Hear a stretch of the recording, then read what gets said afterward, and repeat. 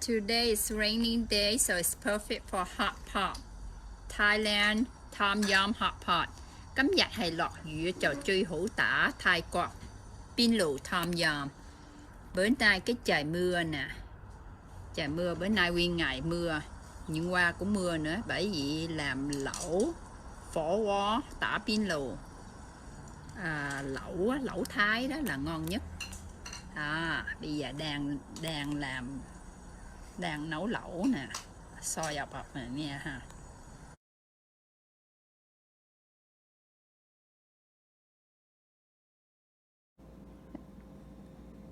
Double egg yolk abalone mooncake, bao dừa bản.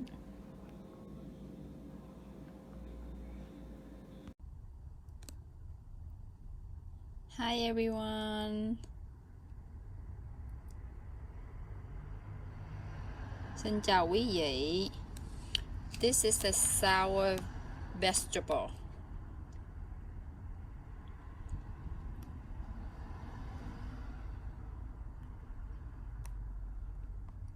Today's Saturday, is on the weekend, so I'm gonna make a hot pot.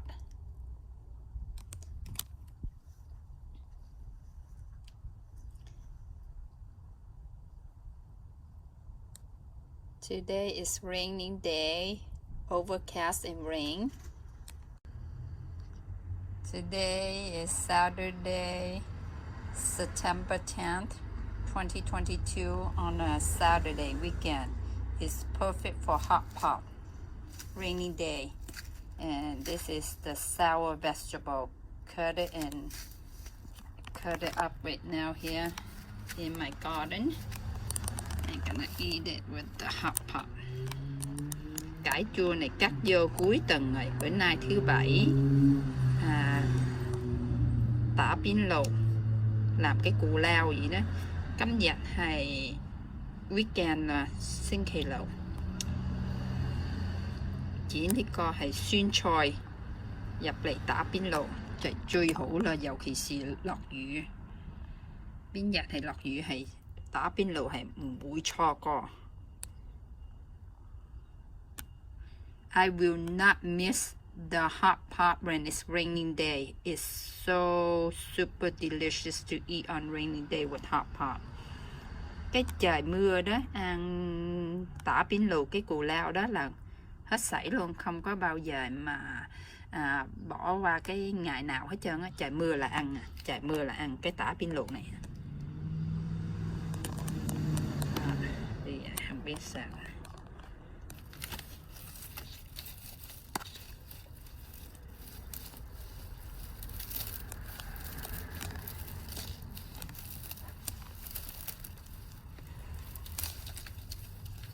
Cắt đó. Just cut them with one hand and one hand video. Support them. Cut with one hand and the other hand is video it. I'm gonna cut it up and we're gonna do a hot pot. So this should do it here. It's very sour veggie plant from the garden, from my garden there. Look at that. Wow. Okay, so let's gonna leave here for, yeah, just cut more. Okay, that should do it. Đó, cắt vô vậy là một bó vậy cũng đủ rồi. Đủ rồi. Cầm to rồi. Ok. Đủ rồi. Today is on the weekend, Saturday. Homemade hot pot, Tom Yum, Thai's Tom Yum. Here are the ingredients: tofu, fish ball, beef ball, pork, XO chili sauce, shrimp with shrimp, dry shrimp, homemade, vermicelli, the sour vegetable that I cut earlier at the backyard garden. Also, this one we plant too. Back garden, yam leaf. 今日星期六係做火鍋打邊爐泰國。That's the Thai there. Tom yum. Thailand Tom yum. Paste. 材料有番薯葉、魚蛋、豆腐、牛蛋、豬蛋，呢個係酸菜，同埋嗰啲粉，同埋呢個係屋企整嘅 XO 海鮮醬，加啲蝦米落去，正。今日係落雨㗎，就係打邊爐係最正là. Bữa nay cái trời mưa là làm cù lao tả bín lù là ngon lành, tại cái trời mưa đó nó lạnh lạnh á, mình ăn nóng nóng là vô ngon. Có tàu hũ, bò viên, cá viên, heo viên, fish, bò. Giờ có cải chua mới nãy cắt vô ở ngoài sân á, ở nhà trồng. Với cái lá này là lá pha lan. Giờ cái sauce của nó là bỏ cái bột cốt nó là Thái Lan, lẩu Thái Lan cốt, đi ăn với bún, trụng với bún ăn. Cái này XO sauce là làm với xoài té đó, xoài té làm ở nhà, xoài té ớt trồng ở nhà, xoài té luôn, rồi bỏ tôm khô vô đó. Bữa nay là làm cái này là ngon lành hết sảy, tại trời mưa đó, trời mưa ăn ngon lắm. Bắt đầu sôi rồi nè. Ok,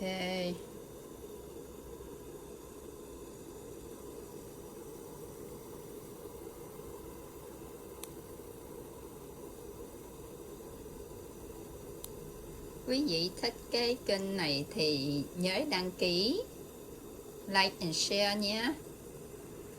Everyone like this channel, please don't forget to subscribe, like and share. Wong Faye USA. 大家如果鍾意呢個台嘅就請你登記同係分享。王菲 USA， 多謝晒。Today, September 10th, 2022, is also Mid-Autumn Festival, Chinese big celebration for eating mooncake. 今日係除咗落雨就係中秋節9月10號2022我哋打邊爐，食完之後今晚就賞月。求乜嘢啊？就係夢想成真。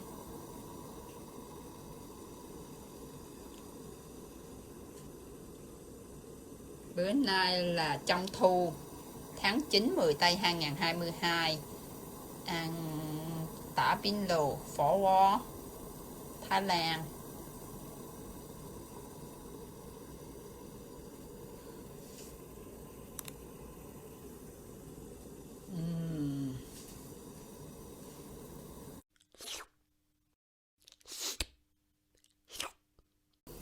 依家開始滾啦，滾邊爐打邊爐係咁樣滾啦。Right now is the hot pot, really hot boiling right now. But that's the yam leaf, đọt lan. Bây giờ nước súp nó sôi rồi nè, cái này mới tả biên lù nè, khói lừng phực phực. Wow, look at that, so yummy. So yummy, yummy.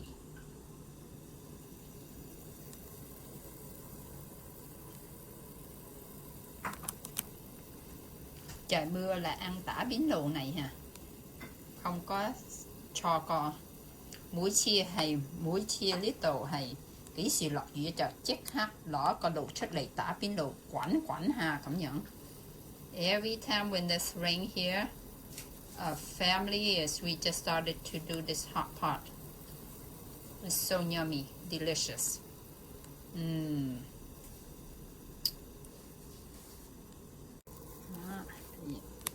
Just get it and put it in my bowl.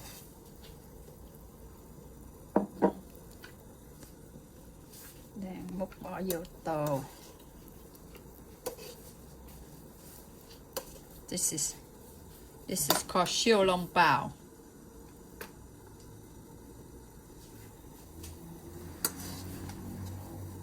Because this is look like Cheetos.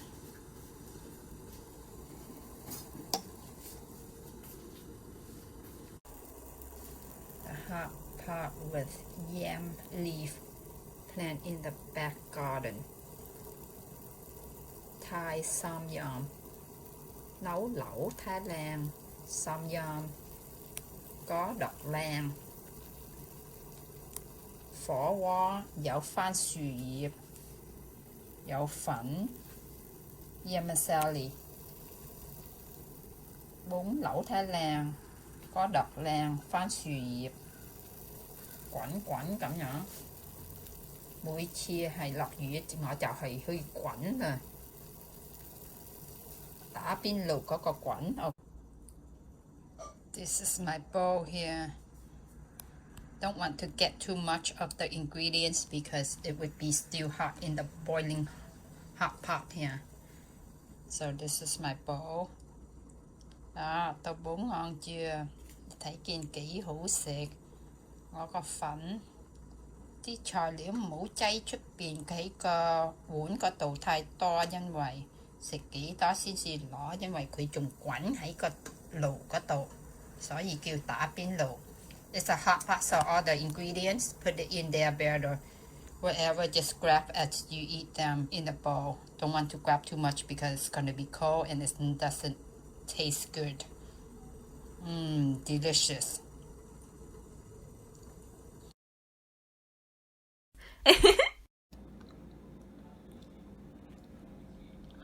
Bao dì biển nè, bao dì nè, đó. Ở đây cũng nè.